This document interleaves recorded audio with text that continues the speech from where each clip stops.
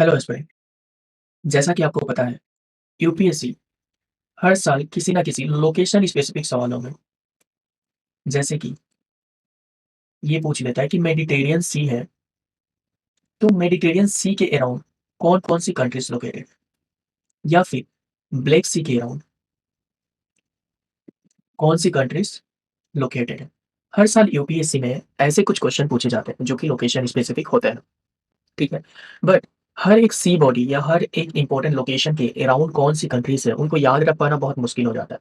इसलिए इस वीडियो में मैं कुछ ऐसे ट्रिक्स आपको बताऊँगा जिनकी मदद से आप बड़े ही आसानी से हर एक इम्पोर्टेंट बॉडी या फिर हर एक इम्पोर्टेंट सी के अराउंड कौन-सी कंट्रीज़ हैं, वो आप बड़ी आसानी से याद रख सकते हैं। और इसमें सबसे मुश्किल है मेडिटेरियन सी। मेडिटेरियन की सी के अराउंड देखोगे कि आप कुछ नीचे की तरफ अफ्रीकन कंट्रीज़ है बहुत सारी, इधर एशियन कंट्रीज़ है और इधर यूरोपियन कंट्रीज़ है पूरी की पूरी।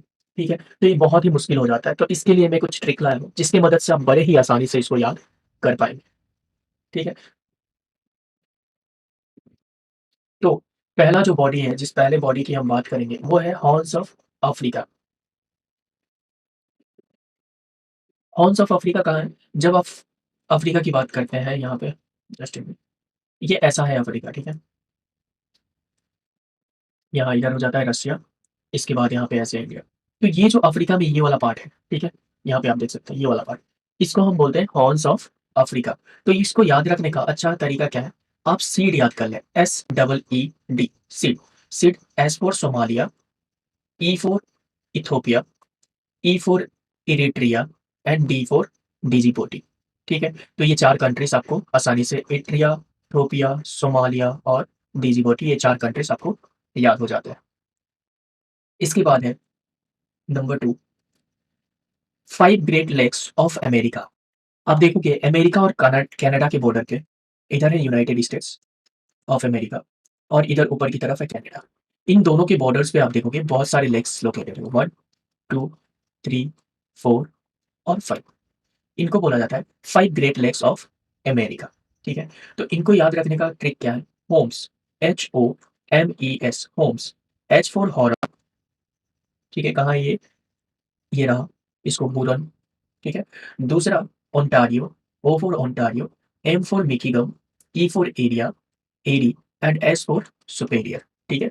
Lake Huron, lake Ontario, lake Michigan, lake Erie, lake Superior, ठीक है? तो अगर आपको ये याद रहता है होम्स, तो आप ये आसानी से याद रख सकते हैं कि जो 5 ग्रेट लेक्स हैं अमेरिका के, वो कौन-कौन से हैं। इसके बाद हम बात कर लेते हैं कि विक्टोरिया लेक, ठीक है? यहाँ पे है विक्टोरिया लेक। विक्टोरिया लेक के अराउंड कौन-कौन सी प्लेस? तो विक्टोरिया के अराउंड क्या है? केन्या, एक तरफ है केन्या, दूसरी तरफ युगांडा और तीसरी तरफ तंजानिया, ठीक है? तो आप ये कैसे याद रख सकते हो? ये आप बड़े अच्छे से याद रख सकते हो, कुत्ता। तो कुत्ते में जो पहले आते हैं KUT, तो इससे आप याद रख सकते हो कि K for Kenya, U for Uganda और T फॉर तंजान, ठीक है? इसके बाद हम देखते हैं, इसके बाद है कैस्पियन सी, यानी कि कैस्पियन सी के अराउंड कौन-कौन से कंट्रीज़ आते हैं? आप पहले यहाँ देख लीजिए मैप में, कैस्पियन सी के अराउंड आता है कजाकिस्तान, रशिया, तुर्कमेनिस्तान, ईरान और अज़रबैजान। आप यहाँ से याद रखिए कि अर्मेनिया इसमें नहीं आता, ठीक है? तो अगर आपको पता है, तो ये जो है, ये है इसका ट्रिक। तारिक, अगर आप तारिक याद रखते हो, तारिक तारिक कुछ लड़कों के नाम भी होते हैं और अगर इसमें एच लगा दो ना आप, तो ये बन जाता है तारीख, यानी कि डेट। तो उससे भी आप याद रख सकते हो। तो पहला जो कंट्री है वो है तुर्कमेनिस्तान, दूसरा अज़रबैजान, फिर रसिया, आर से रशिया, आई से ईरान और फिर के से कजाकिस्तान, ठीक है? कजाकिस्तान। इसके बाद हम देख लेते हैं, अब है कंट्रीज़ अराउंड अरल सी, ठीक है? अब इसके अराउंड कौन-सी कंट्रीज़ है? अरल सी के अराउंड एक तरफ है कजाकिस्तान और दूसरी तरफ है उज़्बेकिस्तान। ये 2 ही कंट्री के अराउंड है, तो इसको हम कैसे याद रखेंगे? क्यों? एक तरफ है कजाकिस्तान और दूसरी तरफ है उज़्बेकिस्तान। कजाकिस्तान जो था ये कैस्पियन सी के भी अराउंड है, ठीक है? तो एक तरफ इससे कैस्पियन सी लगता है और दूसरी तरफ अरल सी भी लगता है। इसके बाद अगला जो ट्रिक है, ये है ब्लैक सी के अराउंड। जस्ट अ मिनट, मैं कलर चेंज कर लूँ पेन का। ये है ब्लैक सी के अराउंड कौन-सी कंट्रीज़? तो ब्लैक सी इस बार इम्पोर्टेंट भी है क्योंकि रशिया और यूक्रेन का वॉर चल रहा है। तो यहाँ पे है यूक्रेन, एक तरफ रसिया, जॉर्जिया, टर्की, बल्गेरिया, रोमानिया, ठीक है? इतनी कंट्रीज़ है। इसको याद कैसे रखेंगे हम?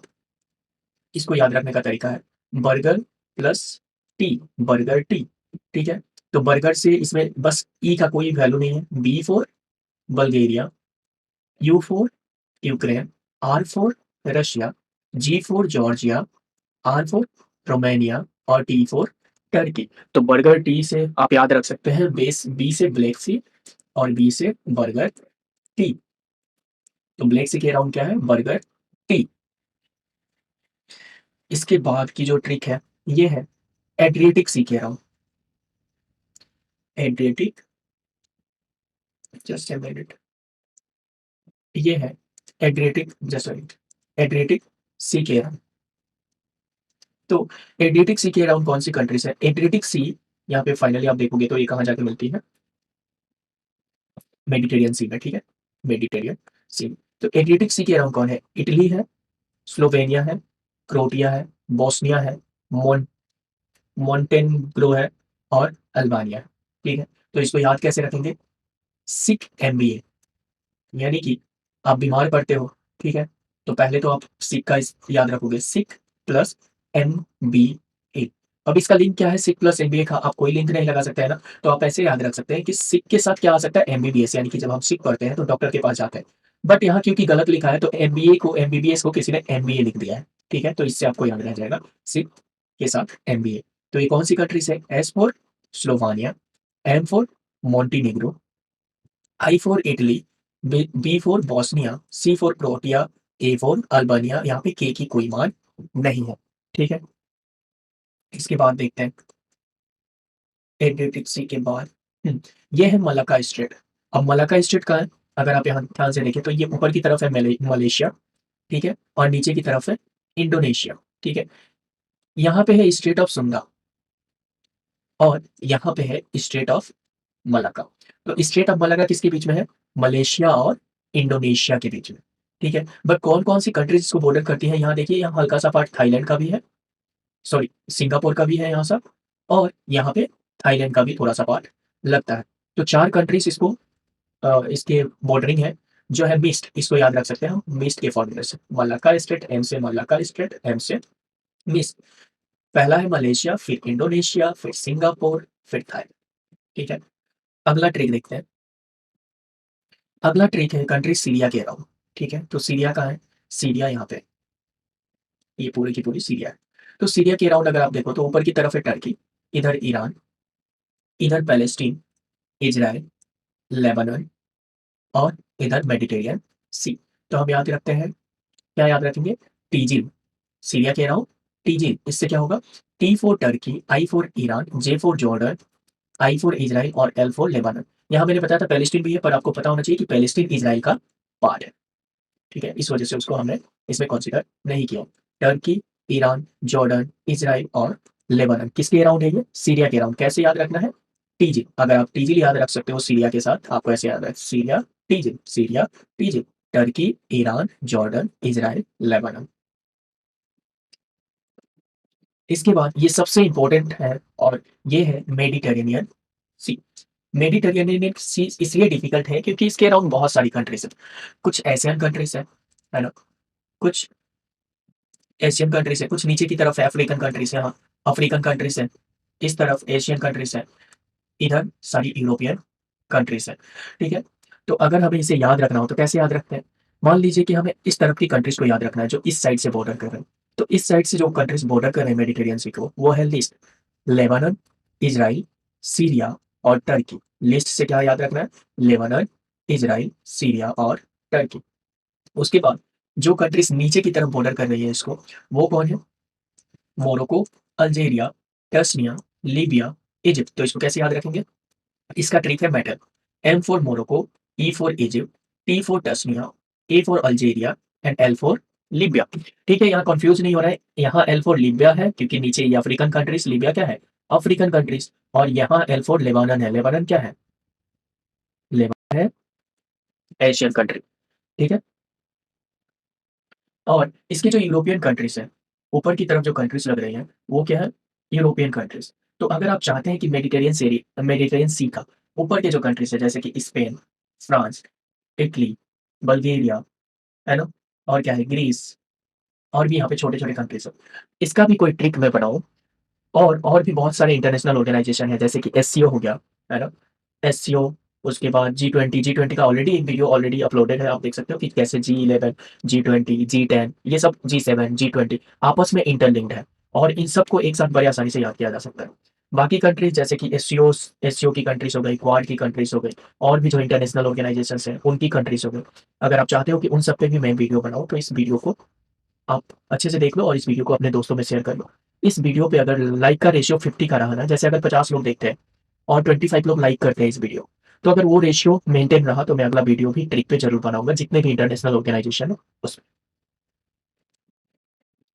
और हाँ, एक स्पेशल अनाउंसमेंट थी कि जो अपना टेलीग्राम का चैनल था ना, वो किसी टेक्निकल इश्यू के कारण हम लूज़ कर चुके हैं। यानी कि हमारे पास वो टेलीग्राम चैनल नहीं है। मैंने टेलीग्राम को रिपोर्ट तो कर दिया है इस बारे में कि उस चैनल का एक्सेस नहीं कर पा रहा मैं। बट इसलिए मैंने दूसरा टेलीग्राम का चैनल बनाया है और ये जो पीपीटी थी अभी वाली, ये पीपीटी भी मैं उस टेलीग्राम चैनल पे नए वाले टेलीग्राम चैनल पे डाल दूँगा। तो जो भी लोग पुराने टेलीग्राम चैनल पे थे, उनसे ये रिक्वेस्ट है कि नया वाला टेलीग्राम चैनल जॉइन कर लीजिए। पिछले वाले पे मुझे एक्सेस नहीं है खुद को, मैं वहाँ कुछ भी अपलोड नहीं कर पा रहा। और जो नए लोग हैं, उनसे भी रिक्वेस्ट है कि अगर आपको ये पीपीटी वगैरह चाहिए और आप हमेशा अपडेट रहना चाहते हैं, तो हमारा नया वाला टेलीग्राम चैनल जॉइन कर लीजिए।